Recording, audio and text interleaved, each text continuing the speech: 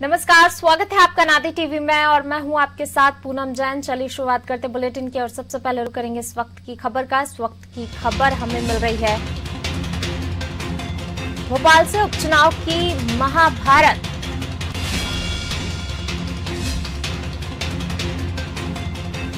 %93 voting 2018 से 3% कम हुई है वोटिंग।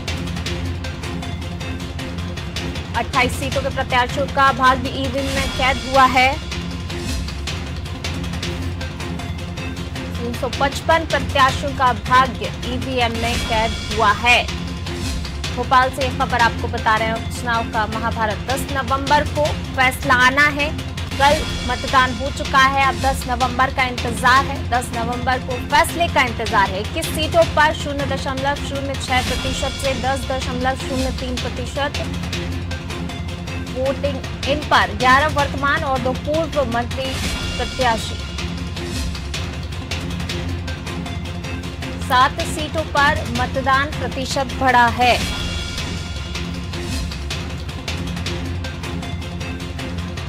आगर में सबसे ज्यादा 83.75% वोटिंग हुई है। ग्वालियर पूर्व में सबसे कम 48.15% वोटिंग हुई है। मतदान में उपद्रव भी देखने को मिला, उपद्रव भी हुआ। सुमावली में 5, महगांव में 3 पोलिंग बूथ पर फायरिंग।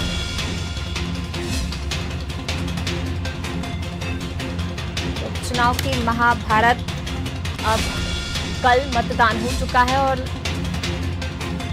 10 नवंबर को फैसले का सभी को इंतजार है।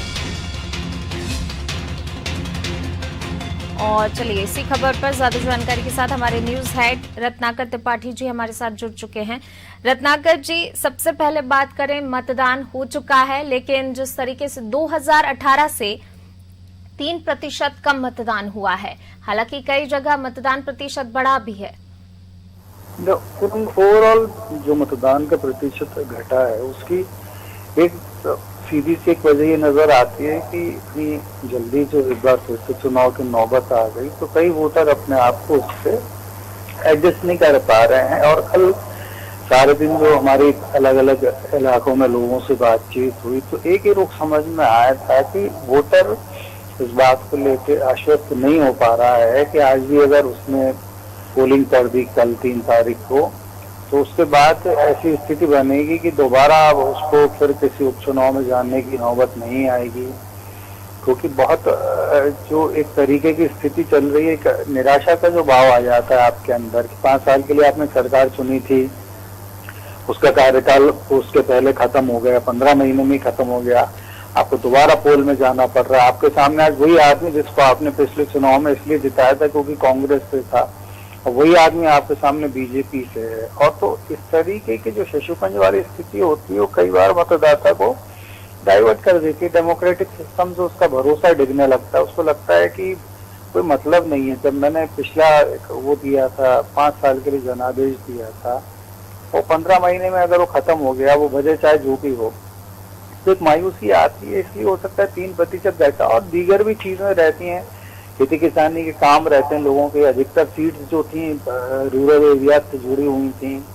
इसके अलावा कई जगह ठंड का भी असर है, काफी मध्य प्रदेश में बहुत तेजी से ठंड बढ़ी है और ग्वालियर चंबल संभाग तो ठंड के मामले में बहुत ही ज्यादा खतरनाक हिसाब किताब रहता है। तो ये फैक्टर्स हो सकते हैं इसके पीछे के लिए। पूनम, बिल्कुल रत्नाकर जी, जिस तरीके से आपने कहा कि मतदाता जो है वाकई उसके मन में बहुत सारी बातें चल रही होंगी कि जिस सरकार को 5 साल के लिए चुना गया था वो केवल 15 महीने में गिर गई, और इस तरीके का जो है कल मतदाताओं को देखने भी मिला। अगर सांवेर की बात की जाए तो सांवेर में तो मतदाता कंफ्यूजन में ही थे जब वोट करने पहुंचे थे। और क्योंकि देखिए उन्हें ये जो इलाके होते हैं, अधिकतर जगहों पर क्या होता है कि व्यक्ति के चेहरे के आधार पर वोट डलता है। अब अगर उनको ये बताना हो कि भाई भाजपा में आ गया हूं मैं, तो उसके लिए जिस तरीके की कवायद की जरूरत होती है, जिस तरीके से लोगों के बीच जाने की जरूरत होती है, कोरोना के चलते वो चीज पॉसिबल नहीं हो पाई थी इन जगहों पर कि डोर टू डोर जाकर। जबकि ऐसी जगह होती है जहाँ बिल्कुल जो बहुत बड़ा मतदाता का वर्ग ऐसा रहता है जहाँ पहुंच के उन्हें उसको अपना चुनाव चिन्ह दिखाना पड़ता है। चुनाव चिन्ह दिखाने के बाद कहना पड़ता है कि इस पे बटन दबाना है, इस नंबर पे रहेगा। लेकिन अब क्योंकि इतना भीतर तक जाने का मौका ही नहीं मिल पाया, कोरोना था, कई किस्म के प्रतिबंध थे, खुद प्रत्याशियों को भी इस बात का खौफ था कि उन्हें बावजूद उसके कि उन्हें वोट की बहुत जरूरत थी, लेकिन फिर भी वो इंटेंसिफाई उतना नहीं हो पाया, उतना अंदर की तरफ नहीं जा पाए, उसके चलते कंफ्यूजन है। और यहाँ तक की बात उन्होंने देखी है कि 21 सीटों पर जहाँ ज्यादातर मंत्री कॉन्टेस्ट कर रहे थे वहाँ 0.6% से 10% तक मतदान घटा है। तो ये आप निश्चित रूप से मानिए कि कहीं ना कहीं दो किस्म के फैक्टर्स इनके पीछे हैं। सबसे पहला तो ये है कि दल बदल से लोग या तो नाराज हैं या सरकार के चले हैं। तो दूसरा ये है कि जो आपका 7 महीने का जो परफॉर्मेंस आपका रहा है इसमें शिवराज सिंह चौहान सरकार आने के बाद में, उससे कहीं ना कहीं उनके क्षेत्र का मतदाता अपने आप को नाखुश महसूस कर रहा है। क्योंकि मंत्रियों के स्तर पर यदि 11 मंत्री सहित 2 पूर्व मंत्री के स्तर पर यदि इतनी कम अगर पोलिंग हो रही, 10% तक आंकड़ा पहुंच गया है, तो एक अलार्मिंग साइन है इनके लिए, मंत्रियों के लिए चिंता करने वाली बात है। जीत भले ही जाए, जीते हारे 10 को पता चलेगा, लेकिन यदि वो जीतते हैं तो उन्हें निश्चित रूप से इस बात पर मंथन करना पड़ेगा कि क्या उनका दल बदल इसकी वजह था या 7 महीने का उनका कमजोर परफॉर्मेंस इसकी वजह था कि मतदाता ने उनके बूथ की तरफ जाना भी उचित नहीं समझा। पूनम जी, रत्नाकर जी, एक चीज और आपसे समझना चाहेंगे, जिस तरीके से ग्वालियर पूर्व सीट की अगर हम बात करें, वहां पर सबसे कम मतदान हुआ है। सबसे अचंभे वाली बात भी है क्योंकि ग्वालियर चंबल संभाग पर ही सबकी निगाहें टिकी हुई थी शुरू से ही, चाहे वो मतदाताओं की बात की जाए, आम जनता की बात की जाए या फिर नेताओं की बात की जाए, सबसे ज्यादा फोकस सभी का उधर ही था। जी पूनम, कई बार कई सीट्स को लेकर एक बहुत विचित्र किस्म की स्ट्रेटेजी चला करती है और उसमें अगर जीत का गणित सुनिश्चित करने के लिए कई बार ये भी किया जाता है कि कम से कम अगर पोलिंग होगी तो हम जीत सकेंगे, क्योंकि वो नेगेटिव वोट तो सीट पर ज्यादा रहता है। मैं किसी प्रत्याशी विशेष का नहीं कह रहा हूँ, लेकिन ग्वालियर की जो सीट थी, अब आप इस फैक्टर को समझिए कि मतदान से एक दिन पहले, एक दिन शाम को, सोमवार की शाम को इफेक्ट आया था कि इंटेलिजेंस ब्यूरो ने कहा है कि ग्वालियर चंबल संभाग में बहुत ज्यादा वायलेंस हो सकता है। और साथ में एक और उसी समय उसी के साथ में खबर लीक हुई या करवाई गई, मैं नहीं कह सकता, लेकिन एक खबर और आई कि स्टेट गवर्नमेंट मतलब स्टेट निर्वाचन आयोग ने इसके लिए जितना सुरक्षा बल मांगा था उसका केवल 44% दिया गया है। मतलब ये था कि जितनी रिक्वायरमेंट थी उससे आधे से भी कम सुरक्षा बल मिला था।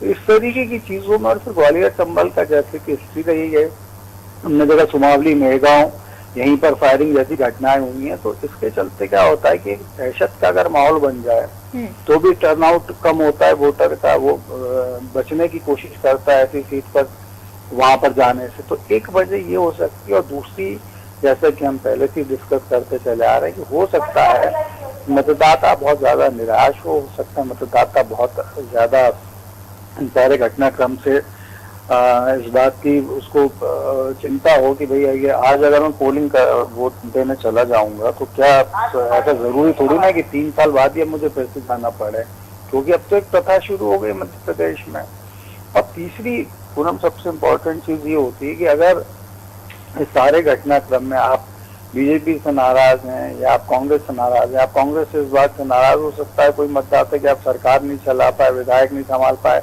बीजेपी से नाराज हो सकता है कि आपने बाहरी लोगों को अपने यहाँ पर जगह दी और आपके चलते दोबारा पोलिंग हो रही है। लेकिन इन सब के बीच में आपके पास कोई विकल्प नहीं है, या तो आप मतदान इनमें से किसी एक को कर दें या फिर करने ही ना जाएं।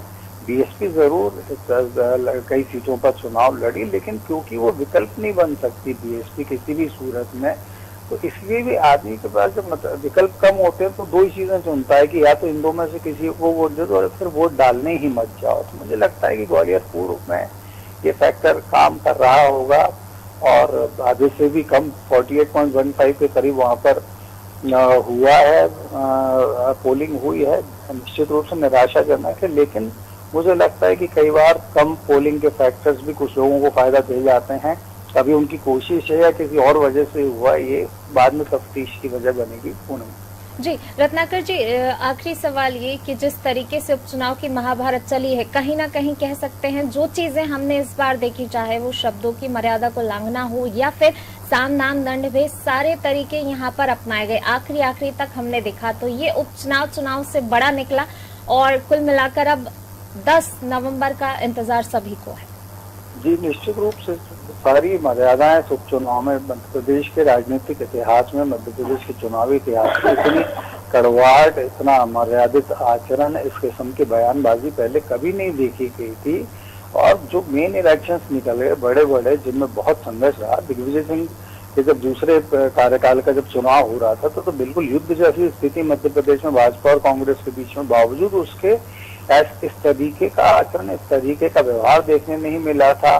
भारतीय जनता पार्टी ने बहुत तीखे हमले किए थे दिग्विजय सिंह पर, मिस्टर बंटाधार का उन्हें लाल बत्ती और मोमबत्ती वाली बातें कही, लेकिन इतना अमर्यादित आचरण जो हुआ। और पूनम, सबसे ज्यादा चिंता की बात यह है कि इसको लेकर जैसा एक माहौल बना है, जैसे इस किस्म की खबरों को जिस तरीके से हाईलाइट किया गया या लोगों ने जिस हिसाब से इन चीजों का आनंद उठाया, तो उसके चलते अब ये बहुत दुर्भाग्यजनक स्थिति बनती दिख रही कि आने वाले किसी और चुनाव में हमें और ज्यादा अमर्यादित आचरण देखने के लिए तैयार रहना चाहिए। और ये राज्य के लिए, पूरे लोकतंत्र के लिए, सारे देश के लिए कहीं से कहीं तक भी एक शुभ संकेत नहीं है, क्योंकि इसके आगे जो मामला आता है फिर वो चुनावी हिंसा पर जाकर ठहरेगा। बयानबाजी से अगला चरण होता है चुनावी हिंसा, और हम देखते हैं देश के कई राज्यों में चुनाव के दौरान बिल्कुल युद्ध जैसा माहौल बन जाता है। मध्य प्रदेश वहां न पहुंचे, इस बात की कामना की जा सकती है, लेकिन इस बात की आशंका से भी इनकार नहीं किया जा सकता